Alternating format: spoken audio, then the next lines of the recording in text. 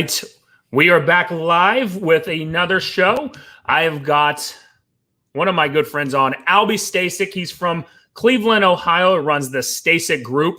And today, if you're watching this live, let's just make sure to drop a comment down below, like this, share this, tag an agent in this, because I want Albie to share something that we all need to have a little refresher in about burning the boats, right? Going all in your real estate business, and then we'll share here shortly. We'll also share what kind of marketing techniques is he using to attract clients, especially sellers, in this type of marketplace. So, Albie, man, what's going on? Hey, Nick. Thanks for having me, man. Happy Taco Tuesday to you. Yes, sir. That's why I had you on only on Tuesday. Yeah, man. It's a good day. It's where I perform my best when I have something to look forward to, like tacos on Tuesdays. So, absolutely. So give a little bit. I mean, I've heard a little bit of the burn your boat story. I mean, you came from, you were with a big, well-known franchise. You went independent, and now with EXP. And then I've briefly heard some stories about, you talked about burning the boats. I want people to hear, how you got started, your background and where you guys are at today. Sure. Yeah. So, going back and it's always fun to reflect back, Nick, and I'm sure you do it often, and just put things in perspective and have an awareness of how you got to where you're at. And I think it was Mike Reese who had shared this thought with me one time, is that your success and where you're at in life is really just a sum of the decisions that you've made. When you're looking back, what I think is kind of fun is looking back at all the key decisions that I made, and some of them where I wasn't 100% sure about it and wasn't even going to make the decision that I made, and I was hesitant. And I'm not going to go down a rabbit hole as to why I was hesitant, but most people are hesitant because of one reason, and it's fear.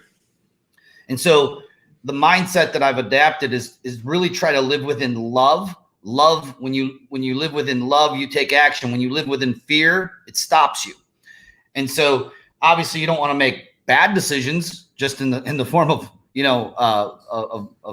being sloppy about what you're making your decisions on. But I've made some key decisions that and I'll just be transparent. They were scary decisions and looking back. And so I'll look at the decision that I made to in 2000, I think it was 1999 or 2000. I was licensed in 98. And then I made a decision to join my college buddy. And I think it was 2000. He did the startup, and it was a discount brokerage. And I remember I was 27 years old, and I looked at my wife at the time, and I said, this is a big decision. I'm really happy at Century 21. Things are going good. Got Rookie of the Year, and they're giving me all these awards and shit. And she said, what is your gut telling you? And I'm like, well, my gut's telling me that I'm 27 years old. What's the worst that could happen? I make this decision. It seems like a good opportunity. If it's the wrong one, I can always go back to Century 21. So that was just kind of like, how the framework of my mental model on how I made decisions. And so I would say that the next decision was leaving that company and starting my team with RE/MAX. And that was packed with fear, because all I knew was, at that point, was that this particular company I was leaving was giving us tons of leads. And I thought I knew what I did, but I thought I knew what I knew, but I didn't, because it was a discount model.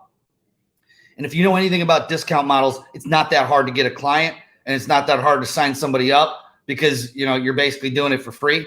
So I decided, in moving away from that I was going to start my own team with RE/MAX. I did that. That was scary. I guess next was moving away from RE/MAX and starting my own brokerage. But between that, I met Mike and Jay, and they started changing a perspective on me. And so if I look at sum of all the decisions, the key ones was the decision to go to the first Exponential Growth Summit in Dallas, Texas in 2010. It was November 23rd, 2010. I didn't have the cash because I was just coming out of the real estate collapse. So I put stuff on a credit card to go to Dallas, Texas by myself, knowing nobody. And that's where I met Mike, Jay, my coach, Cliff. You think about that decision. I was this close to not going to that event. But what happened at that event was I saw a speaker named Haas Pratt. And this is kind of where it goes into the whole burn the boats. And I burned the boats that weekend. And so do you want me to go into the, for people that are listening that don't know what we're talking about with burn the boats? Absolutely. Yeah. Let's give them the goods. So, I believe it was 1519. A gentleman by the name of Hernando Cortez had a goal of really, taking the largest, biggest, richest treasure from the baddest, toughest, most deadly army. And in order to do that, he had to, not just recruit a bunch of soldiers and sailors, but he actually had to, speak to them differently. He had to cast a vision out, that if they were successful in this voyage, that it would change their lives, but it would change their children's lives. And we're talking about, generational wealth is basically what Hernando was talking to these guys about. Well, they set sail from the shores of Cuba to the Yucatan Peninsula, and when they got there, the soldiers and the men, they got real nervous and they wanted to turn back. And Hernando said, guys, just relax here.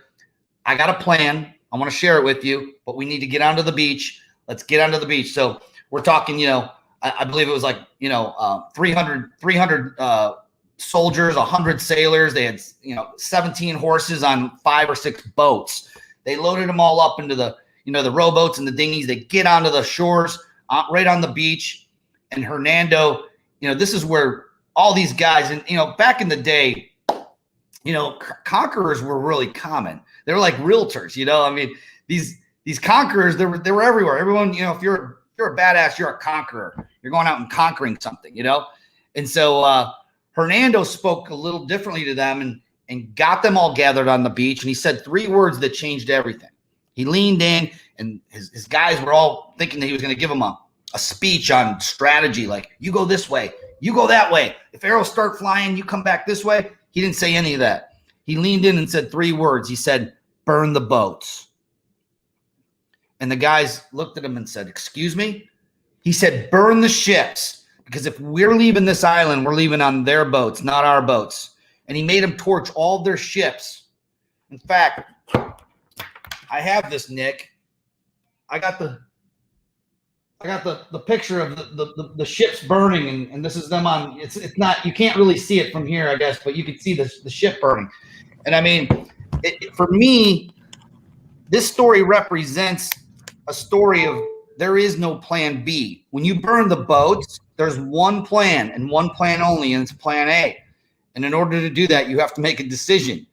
So the question to people listening on your podcast here is, in thinking about that story, is what boats do you need to burn? I think we all know that there's a boat that we need to burn. And, I've kind of used this as a cornerstone of coaching some of my agents up. And a lot of times, you got a part-time agent who wants to be full-time, but they got the bartender job, and that bartender job pays their rent, pays their car payment.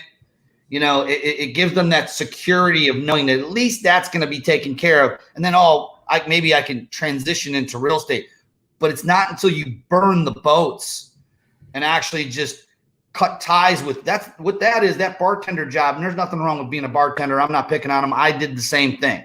I was a bartender, server, did all of it, but when you burn the boats, there is no going back. There is no security blanket, so to speak, and you're out of your comfort zone. And I'm going to tell you guys this right now.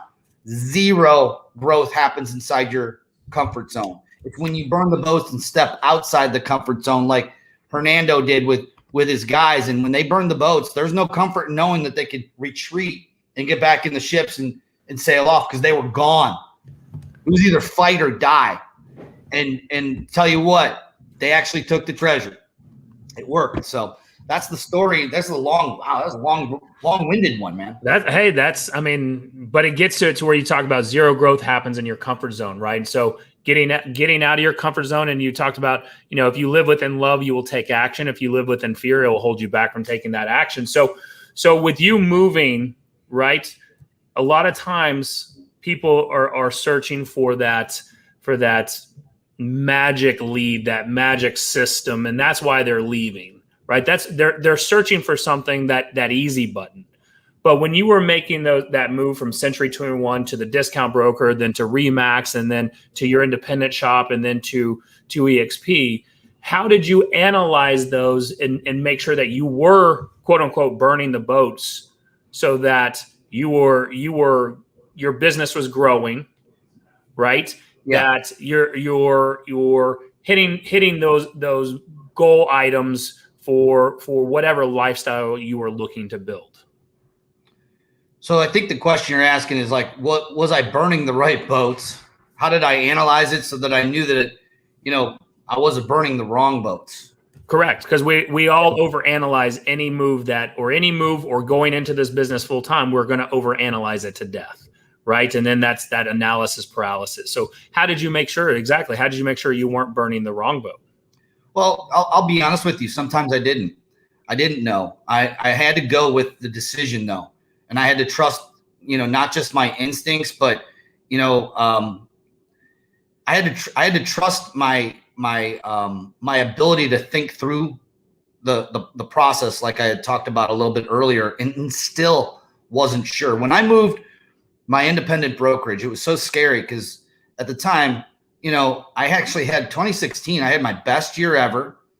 We did about 1.6 million in GCI and closed commissions, which is tough to do. We had to sell 300 houses to do that up here in Cleveland. Our average sales price wasn't that high. It's creeping up now.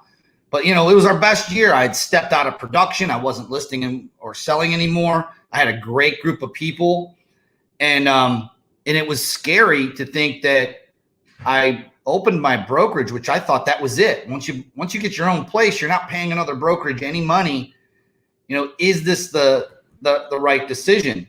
So I think that at each stage, again, my mental model for going through it is that, okay, is this moving me toward my big goal, my big, hairy, audacious goal? And for me, it was always financial freedom. It was always, freedom from not having my phone attached to my hip on the weekends and being able to really live my life by strategy and check off the bucket list things that I've always wanted to do without being tied to transactions, and truly grow a business. And so that the decision's either moving me toward my goal or away from it. And so I guess I use that filter to, but it was different, back in 2000 when I joined the discount brokerage, I was in a completely different, mental state as far as my maturity, personal maturity, and even business maturity. And now fast forward to 2010, I think that to answer your question, I think people make decisions on two different bases: to move away from pain or move toward pleasure. Better, actually stated differently, move away from pain or toward opportunity. And so when we're talking about moving toward opportunity, I'm an opportunist. I'm always looking for other opportunities to grow. But when I moved away from, when I moved away from Ohio, it was called Ohio State Realty. That was the name of the discount brokerage. And I went to Remax. It was kind of both. I was moving away from a bad situation into what I hoped was a good situation. And my instincts were telling me that this was a better place for me to grow my business, but I still had to burn the boats and do it, And what I see, Nick, you probably see this all the time. All I do is have conversations with agents who want to grow their business. That's what I do every single day of the week, at least 5 days a week. Scheduled calls. In fact, right after this, I have 3 calls with agents who want to grow their business, but they're stuck. And for us, I've always been like, well, and I've talked to other people about, they're like, well, what do you do? I'm like, well, that's what I do for a living. I help agents grow their business. Like, well, why would someone stay in a situation that they weren't happy with? Like, you just did your thing, right? And it's that fear. And we see agents all the time that are stuck in a place where it's just more comfortable and easy to stay right where they're at and not have to get new business cards or make new signs or worse yet, what will people think? Yes. What are people? Man, it was so funny. I have friends in all the different brokerages, by the way. I love them all. But when I moved my independent brokerage to EXP, there were people sending me screenshots from their phone in private Facebook groups that were talking about me and my business making the move, saying, "Oh, Al must have failed at the independent brokerage thing. He caved in and went to some company called EXP Realty. He must have not been able to hang, whatever." And it's like funny, right? Like you got to ignore that noise. You can't even worry about it. Like I've never given two F's about what someone's going to think. If I cared what other people thought of my decisions of burning the boats throughout my decision journey, I wouldn't be where I'm at right now. I'd be back here still worrying about what Timothy or John's going to think about this decision if I made it. I'm trying to keep this PG for you here, but just stop giving an F about that. So that's huge. And so let's because we both have a limited amount of time here. Let's move into, because that's huge, right? Actually just burning the boats on that one is we worry way too much about other people's thoughts about the moves that we're making, even though it's moving us towards an opportunity that puts our families, Cortez was talking about that generational wealth. We all most likely are searching for some type of form of that. But we let other people's thoughts sway us into not moving towards taking advantage of that true opportunity of wealth building or business building or whatever that decision may be. So I want to hear, because dude, your marketing is next level, right? I even think that didn't you win some marketing award from EGS back in the day? There was some award that you had gotten. I think it was the Honey Badger Award is what you're. It was, yes, the Honey Badger Award, right? And so with that, in today's times, what the agents are fearful of this lack of inventory. They're all fiending. They're all scratching their arms, looking like a crack addict, trying to search for listings. Right. What's working on the marketing side, because you're doing some cool stuff with attracting in that and creating your own inventory. So, I think that the principle behind marketing that I've learned, and I'm a student at this, Nick, to be honest. I'm no marketing master, but I'm just dumb enough to try anything and try to, see if it works. And if it doesn't, let's tweak it and keep trying. And I think to be a successful marketer, you have to be willing to fail. And I've certainly been willing to fail. And so after a few attempts of looking at, what's the biggest fear that, not maybe all sellers, but a lot of sellers have, in putting their home up on the market. Why are so many sellers not putting their home on the market right now? Well, it's fear. Where am I going to go? Fear of where am I going to go is exactly right. And the other part is, well, what if I sell my house and then I got to move out and I'm homeless? Like, these are the things. So we took a deep dive and just did a kind of like a private little, brainstorming mastermind, if you will, on what are those fears. And then as a marketer, your job is to just simply create a funnel that helps solve those fears and start marketing that in the right way, so that people will opt into your page, go through your funnel, become an opportunity, so that you can help them. That's ultimately what it boils down to. So for us, with EXP Realty has a unique, and not just unique, but it's actually, we're the only company on the planet that has it. It's called Express Offers. And Express Offers is basically a platform that Glenn Sanford thought it was one of his genius ideas, to basically take all of the iBuyers in your particular area and let them compete over the house. Instead of, we all get like postcards in the mail. I got one right here. Postcard in the mail saying, "I'll buy your house." I save all that stuff, by the way. And so my marketing message is, hey, you might be getting postcards from buyers and investors who want to buy your home. And maybe that's the right situation, a cash sale for you, because maybe you don't want to go through the rigmarole of having to clean the house out. Maybe you inherited the house. Maybe Aunt Jane was a pack rat or never updated anything since 1981. And you just, you just want to get rid of it. Right. Or, you want to pick your own closing date. And so when you think about what you're creating you're creating convenience, safety, and certainty.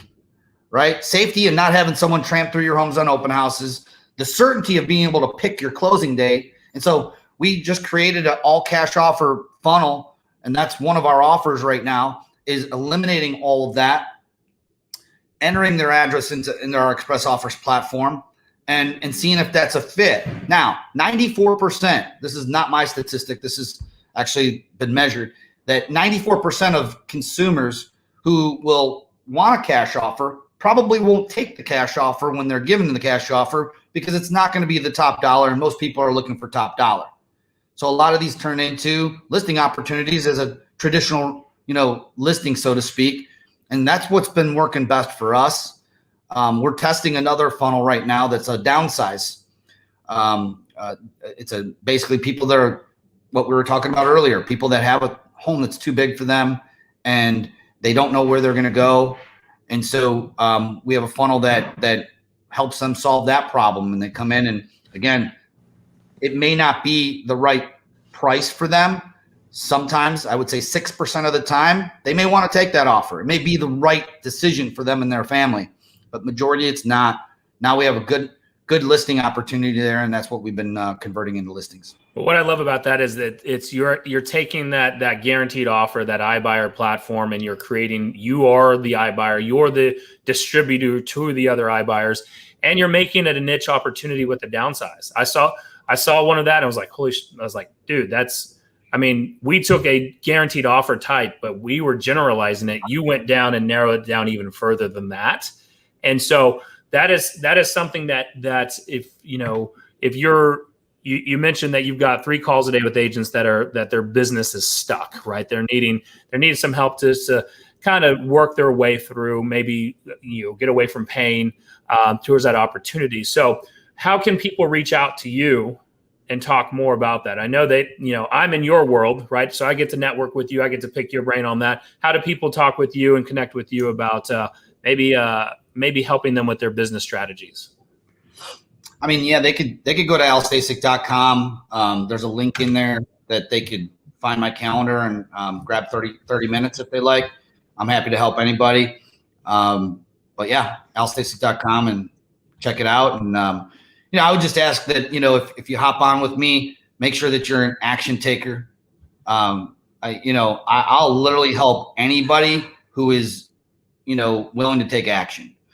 But if you're someone that just wants to, have 30 minutes, and have a nice chat, there's probably some other people out there that you could spend 30 minutes just to have a nice chat. But if you're going to take action, hop on the call. Love to help you get unstuck if you're stuck, or maybe, work on where your funnel's at and give you some tweaks. Awesome. Well, guys, Al, first off, I appreciate your time. I know that I know you got to run after this real fast. Dude, I truly appreciate it. This has been huge. So if you want to learn how to burn the boats, you're making the right decision, just connect with Al or myself. You can go to nickgood.work, schedule a call with me as well. I am in Al's world. So I get to learn from him. You get to learn from us. And so and I will be back tomorrow with another live. Al, truly, man, I truly appreciate you coming out on your busy schedule. Thanks, Nick. Appreciate you, brother. Have a good one. All right. Thank you. All right.